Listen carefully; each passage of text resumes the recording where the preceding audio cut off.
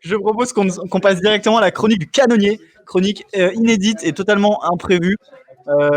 C'est Ah oui. parti. Oh. Ok. Ah, très bien. Ok, bonjour à tous. Rebonjour, rebonsoir. Yes, ça commence directement super bien. Alors aujourd'hui, je vous Incroyable. explique rapidement ma chronique qui sera assez simple. Je vais juste vous parler soit d'un film, soit d'un album assez méconnu, de manière assez catastrophique, puisque je vais mélanger mes fiches en fait, donc tout part en couille. N'hésitez pas à me ramener à l'ordre au cas où je me perde un petit peu, ça risque d'arriver, mais pas vraiment énormément, on va pas se mentir. Donc voilà. Aujourd'hui, les trous du cul. On va parler du premier album de Clipping. Clipping, c'est un groupe de rap mélangeant du rap et de la musique industrielle. Donc la musique industrielle, c'est simple, qu'est-ce que c'est? C'est une espèce de musique contestataire apparue dans les années 70, notamment reliée à l'électro et la techno. Attendez, non, je parlais de Clipping. Alors attendez, je recommence sur Clipping.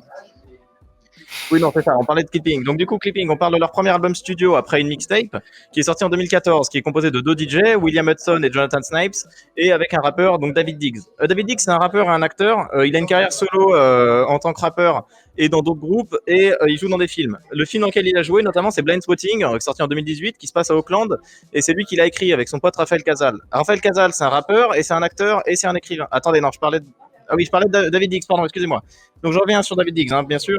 David Diggs, c'est un mec donc qui vit à Auckland et qui voulait te parler d'Auckland. Non, attendez, je parlais de Clipping d'abord. Attendez, je reviens sur Clipping. Il revient sur Clipping. Je reviens sur Clipping, pardon.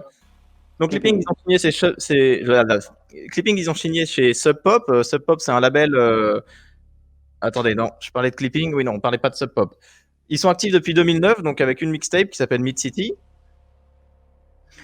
Le groupe n'hésite pas à faire des feats avec plein d'artistes, majoritairement du milieu du rap. Alors le rap, c'est un genre musical qui a été créé dans les années 80, surtout dans les ghettos aux États-Unis, par la population noire américaine. Non, attendez, on parlait pas de ça. Oui, non, on parlait de Clipping. Donc on parlait de Clipping, oui, on parlait des feats. Alors les feats, ils n'hésitent pas à faire des feats avec de nombreux rappeurs, notamment et beaucoup de rappeuses. Et ça, c'est un truc que je trouve plutôt cool, en vrai. Il y a notamment pas mal de rappeuses. Il y a toujours au moins une rappeuse qui apparaît sur chaque album. Rappeuse comme la langue des chats. Oui. Ouais. Notamment sur l'album dont on parle, l'album éponyme de Clipping, qui s'écrit exactement comme Clipping, mais sans le i et en majuscule. Une majuscule, c'est simplement le fait de mettre une lettre en plus gros, généralement au début des phrases, après les points. Non, attendez. Oui, voilà, on parlait de rappeuse. Sur l'album éponyme, donc leur premier album studio, il y a la rappeuse Gangsta Boo, par exemple, qui est en featuring. Alors Gangsta Boo, c'est une rappeuse américaine qui vient de Memphis, qui est l'ancienne membre du groupe 3-6 Mafia. Elle a 3 albums à son actif et je me suis perdu parce qu'on parlait de Clipping. Alors le style de Clipping, il est très minimal. Malgré le fait que le rap soit prédominant dans Clipping, le genre musical, il est impossible à définir comme tel. Le groupe ne se veut pas anti-culture hip-hop, mais s'inscrit comme une évolution de ce dernier.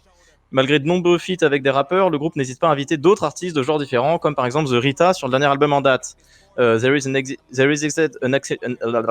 je vais pas le prononcer le nom de l'album parce que j'arrive pas à le dire. Non, je l'ai pas. Addiction to Blood. Addiction to Blood, yes. The Rita, qui est un artiste de Harsh Noise Wall. Le Harsh Noise Wall, c'est quoi? C'est simple, c'est un non-genre de musique qui consiste en un mur de son, comme du bruit blanc en fait, sur de longues minutes, voire même 30 minutes, ou même parfois 1 heure pour certains trucs. C'est un genre qui est contestataire et qui se refuse de se définir comme un style musical, donc on peut pas dire que c'est de la vraie musique. Même si du coup c'est devenu un genre musical. Bah, bref. Chelou. Attendez, je parlais de Clipping. Le premier album éponyme de Clipping, du coup, c'est une vraie tuerie à découvrir pour les fans de rap comme pour les fans de noise ou d'industriel. C'est compliqué de rentrer dedans, mais une fois qu'on est dedans, c'est absolument une dinguerie à écouter et je vous le conseille très très fort, notamment David Diggs, comme j'ai parlé tout à l'heure, qui est un excellent rappeur et un très bon qui écrit les textes. Il écrit tous les textes.